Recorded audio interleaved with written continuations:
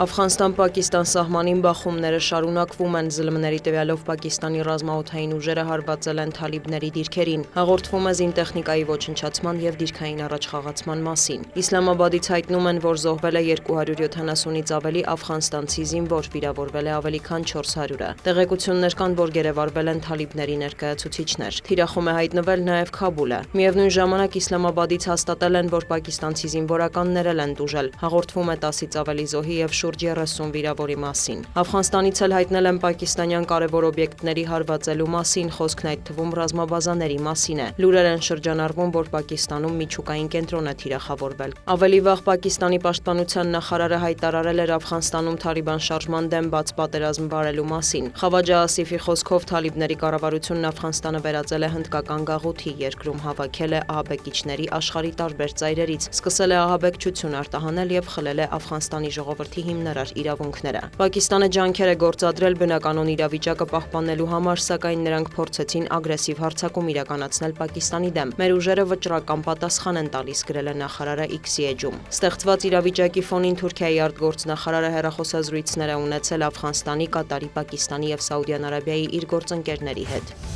Շվեյցարիայում կայացել է Թեհրան-Վաշինգտոն հանդիպումը, որը կենտրոնացած է եղել միջուկային գործարքի վրա։ Իրանի արտաքին գործերի նախարարի խոսքով բանակցությունների այս փուլը եղել է ամենալուրջը և երկարատևը, շարունակվել է 6 ժամ։ Շփումները եղել են անուղղակի Օմանի արտաքին գործերի նախարարի, ինչպես նաև ատոմային էներգիայի միջազգային գործակալության տնօրենի միջնորդությամբ։ Լավ առաջընթաց գրանցեցինք, մանրամասնել է Աբբաս Արաղչին։ Նրա խոսքով լուրջ են մոտեցել հնարավոր համաձայնագրի բաղադրիչներին, թե միջուկային ծրագրի, թե հակաիրանական պատժամիջոցները չեղարկելու հետ կապված հարցերին։ Որոշ հարցերի շուրջ արդեն փոխըմբռնում է ձեռք բերվել, բնականաբար կան անհամաձայնություններ, սակայն երկու կողմն էլ ավելի մեծ վճռականություն է ցուցաբերել բանակցային լուծում գտնելու համար, հավելել է իրանցի դիվանագետը։ Արաղչին տեղեկացրել է, որ մարտի 2-ին Վիեննայում Թեհրանի և Վաշինգտոնի տեխնիկական թիմերը հանդիպում կանցկացնեն ատոմային էներգիայի միջազգային գործակալության փորձագետների հետ։ ԱՄՆ փոխնախագահը մեկնաբանելով Իրանի շուրջ իրավիճակը նշել է, որ Թրամփը դիտարկում է տարբեր մոտեցումներ, դրանց թվում են ռազմական ուժի կիրառումը, կանխելու միջուկային զենքի ստեղծումը, ինչպես նաև առկա տարաձայնությունների կարգավորման դիվանագիտական տարբերակը։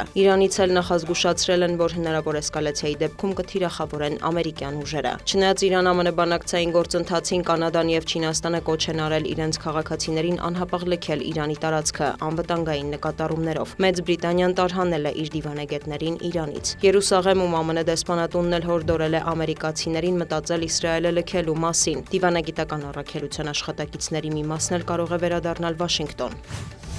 Փետրվարի 26-ին Ժնևում Կիևի և Վաշինգտոնի պատվիրակների հանդիպումից հետո Վոլոդիմիր Զելենսկին հայտնել է, որ արդեն Ռուսաստան-ԱՄՆ-Ուկրաինա ձևաչափով բանակցությունների հաջորդ փուլը կարող է տեղի ունենալ Աբու Դաբիում մարտի սկզբին։ Անհրաժեշտ է վերջնականացնել իրական անվտանգության երաշխիքների ուղղությամբ ձեռքբերումները և նախապատրաստել առաջնորդների մակարդակով հանդիպումը, շեշտել է Ուկրաինայի նախագահը։ Ժնևում ամերիկյան պատվիրակության հետ հանդիպել է նաև Կրեմլի հատուկ ներկայացուցիչ Կիրիլ Դմիտրիևը։ Թե կոնկրետ ինչ են քննարկել կողմերը, հայտնի չէ։ Ավելի վաղ հաղորդվել էր, որ ուկրաինական կողմի հետ բանակցությունների օրակարգում են եղել Ուկրաինային տնտեսական աջակցությունը և երկրի հետ պատերազմյան վերականգնումը։